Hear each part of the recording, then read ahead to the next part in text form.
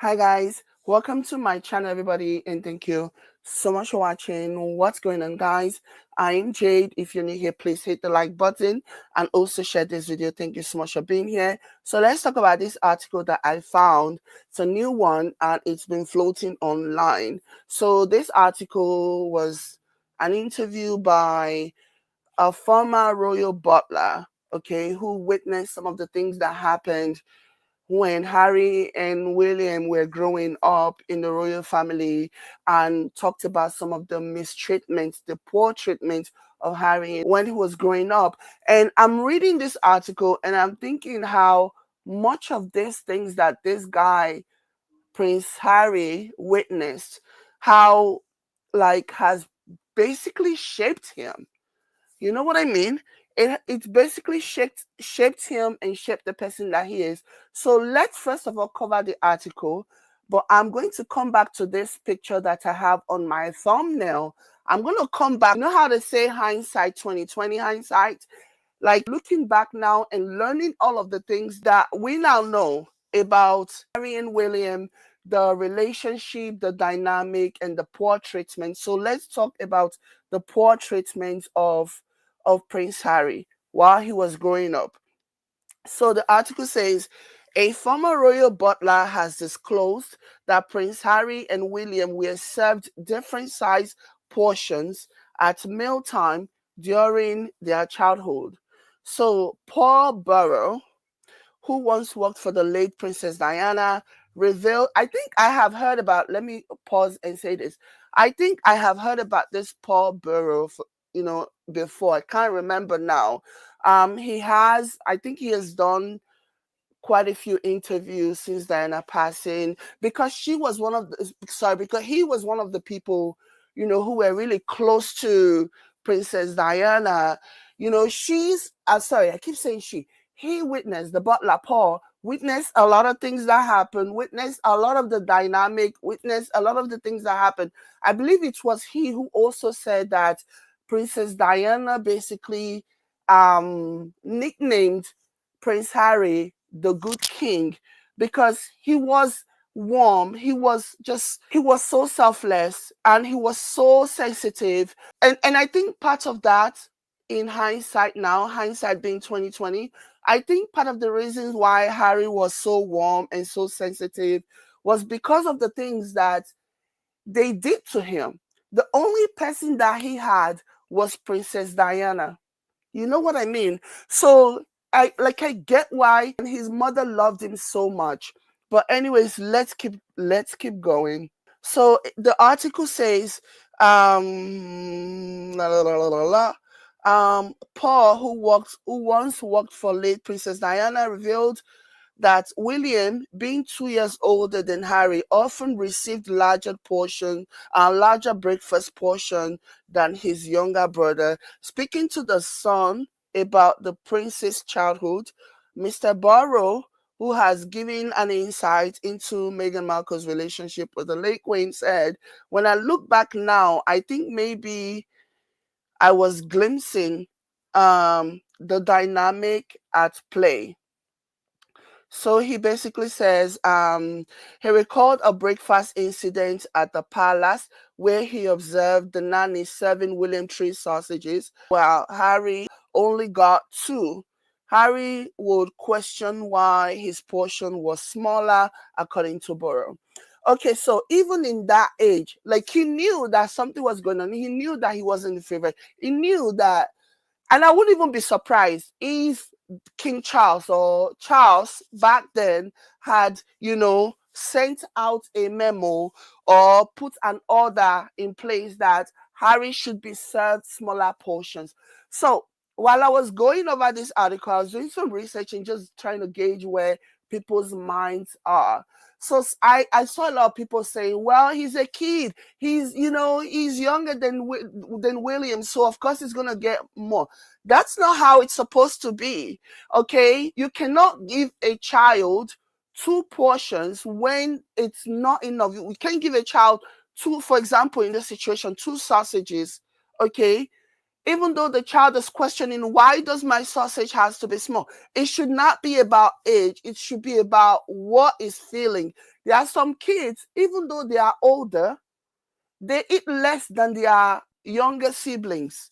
So you should not say, oh, because you know you are a child, because your older brother is only taking 3 sausages and we're gonna give you 2. You don't deserve 3. Again, like I said, those things, children pay attention to those things. They monitor those things, and those feelings are buried deep inside their hearts. And it depends on how.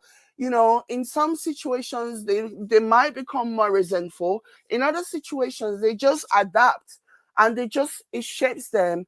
It makes them realize that, okay, it makes them know from a very early stage of their life who is for them and who doesn't have their back.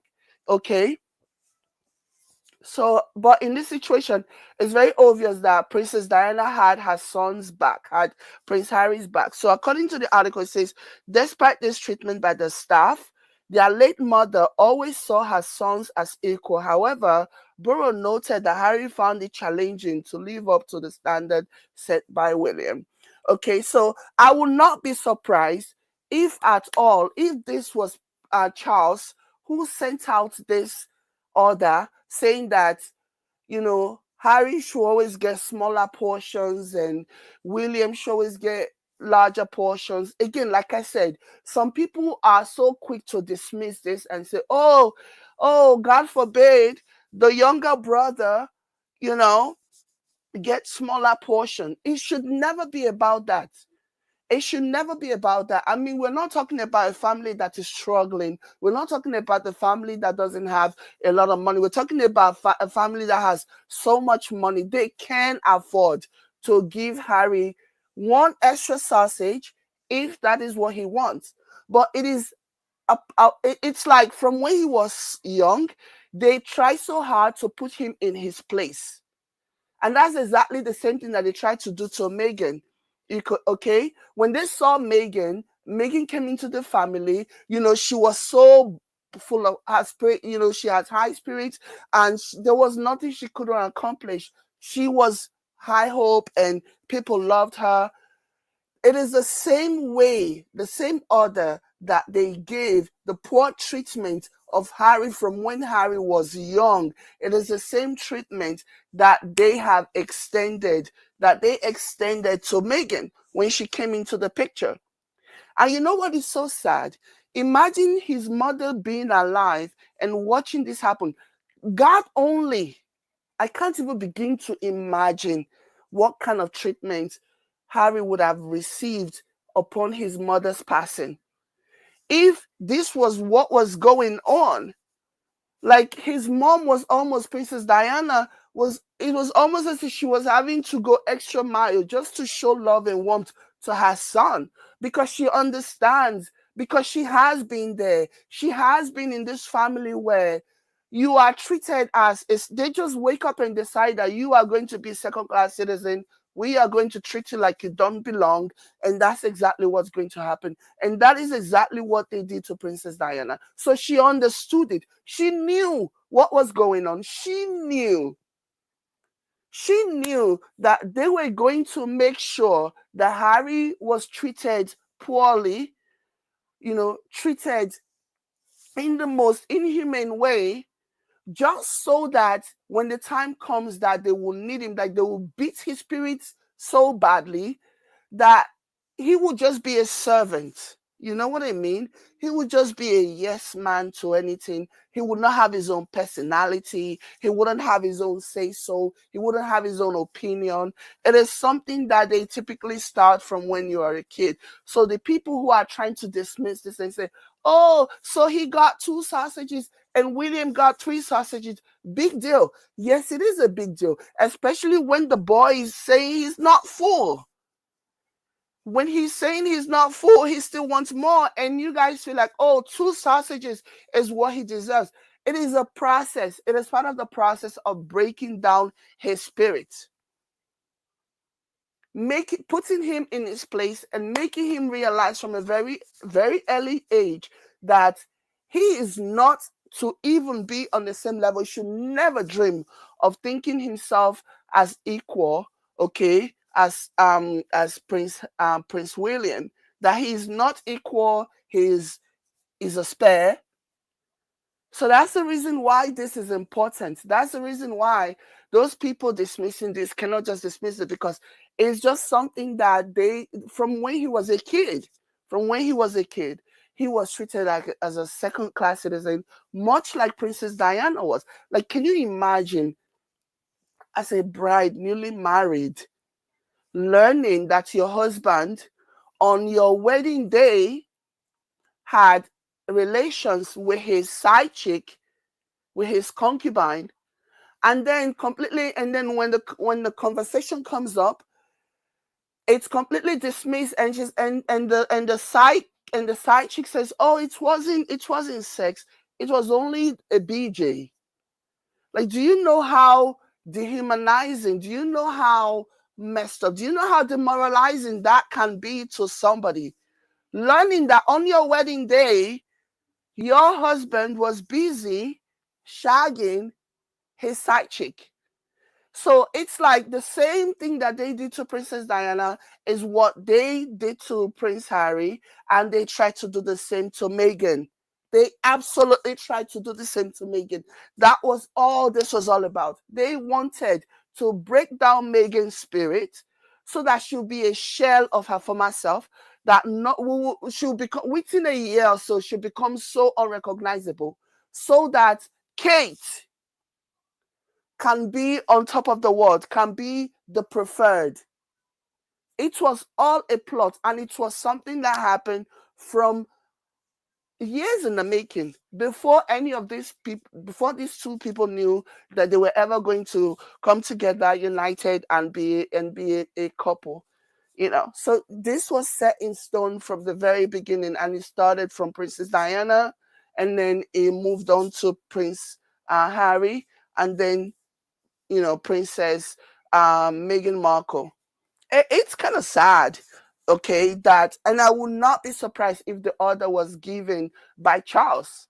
It would not surprise me at all if the order to basically starve, because to me that's a form of starving. That's a form of starvation. So it would not be surprising to me if the order to basically starve Prince Harry was given by Charles.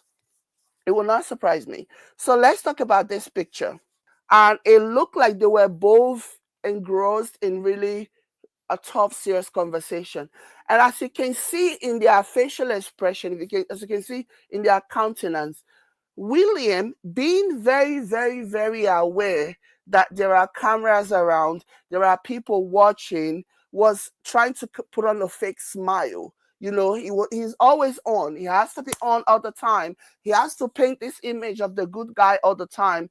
Whereas Prince Harry, seemed a little bit subdued. He has like the kind of worrying look on his face, and he looks unhappy. I remember looking like this. I was like, oh, maybe he's just giving him some type of brotherly conversation, brotherly tough love talk or whatever. But knowing what we now know, but in hindsight now, okay, hindsight being 2020, now I'm beginning to wonder what exactly William was telling Harry in that particular situation. He was probably telling him, still not too late for you to like walk away. Are you sure? Do you know what you're getting yourself into? Blah, blah, blah. Because we all know that he just wants Prince Harry to be under him and be a slave boy and all those other stuff. So I cannot even imagine, again, in hindsight being 2020, knowing what we now know about their dynamic, about the rift that they had, about the issues, okay, about their discouragement, trying to discourage him from marrying Meghan Markle.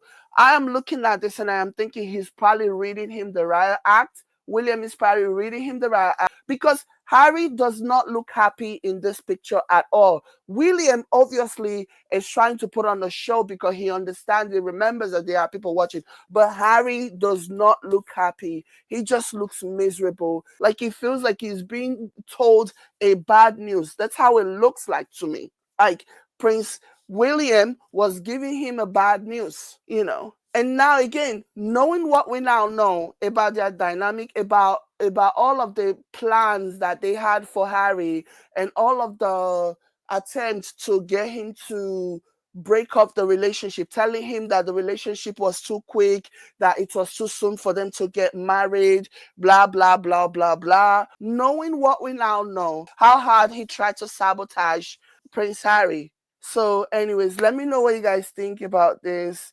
Hit the like button, guys, and I will catch you later. Bye.